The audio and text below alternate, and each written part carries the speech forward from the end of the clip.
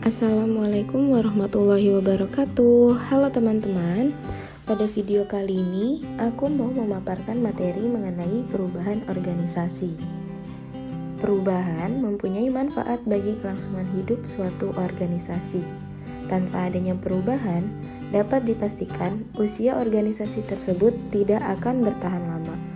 Perubahan organisasi bertujuan agar organisasi tidak menjadi statis, melainkan tetap dinamis dalam menghadapi perkembangan zaman.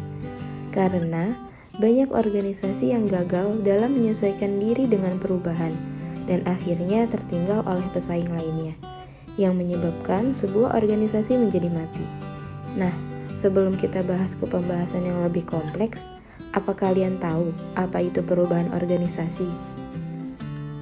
Perubahan organisasi adalah suatu proses di mana organisasi tersebut berpindah dari keadaannya yang sekarang menuju ke masa depan yang diinginkan untuk meningkatkan efektivitas organisasinya.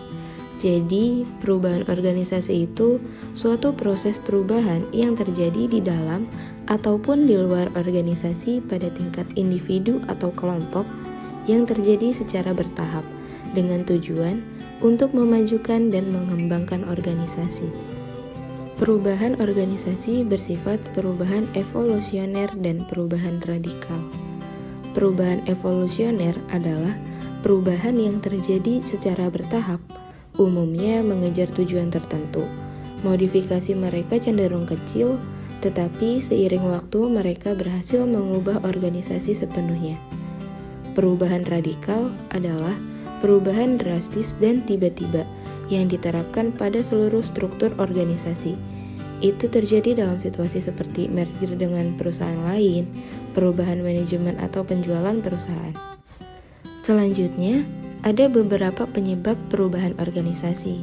Yang pertama, faktor internal. Perubahan ini terjadi karena adanya konflik atau permasalahan internal seperti perubahan tujuan, perubahan jumlah personel, menurunnya semangat kerja, dan lain-lain. Permasalahan tersebut dapat diatasi dengan cara pengambilan keputusan dari seorang pemimpin organisasi, menentukan kebijakan baru dalam suatu organisasi untuk mengatasi masalah tersebut. Yang kedua, faktor eksternal. Perubahan ini terjadi karena faktor dari luar organisasi, seperti regulasi pemerintah, kondisi ekonomi, tindakan pesaing, dan lain-lain. Perubahan eksternal ini akan menghambat pertumbuhan dan perkembangan organisasi dalam mewujudkan tujuan dan cita-cita organisasi. Faktor ini dapat diatasi dengan cara kerjasama antar organisasi untuk mewujudkan cita-cita bersama dengan adanya kesepakatan yang telah dibuat sebelumnya. Apa sih pentingnya perubahan organisasi? Perubahan organisasi sangat penting sehubungan dengan masa depan ekonomi organisasi saat ini. Karena tanpa adanya perubahan, bisnis akan kehilangan daya saing dan gagal memenuhi kebutuhan pelanggan yang selalu berubah.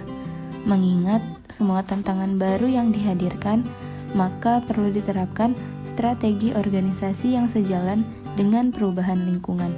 Oleh karena itu, sebagai sebuah perusahaan, Anda harus selalu siap menghadapi perubahan organisasi. Yang terakhir, ada beberapa contoh perubahan organisasi. Yang pertama, perubahan manajemen. Mereka terjadi ketika manajemen perusahaan meninggalkan posisinya karena alasan tertentu dan menghasilkan perubahan yang harus diadaptasi oleh organisasi. Yang kedua, perubahan dalam persaingan. Dalam menghadapi persaingan yang semakin maju, yang memperoleh pangsa pasar, perlu untuk menerapkan perubahan organisasi untuk menyamai atau melampaui layanan dan dengan demikian mempertahankan daya saing. Yang ketiga, kemajuan teknologi. Ini adalah salah satu perubahan organisasi yang paling signifikan, yang dapat mencakup pengurangan biaya dan penerapan mesin yang mengarah pada pengurangan personel. Selain itu, perubahan teknologi menunjukkan kemajuan yang jika tidak dilakukan dapat meninggalkan perusahaan di luar pasarnya. Sekian pemaparan materi pada hari ini. Kalau kalian suka, jangan lupa like, komen, dan subscribe. Bye-bye.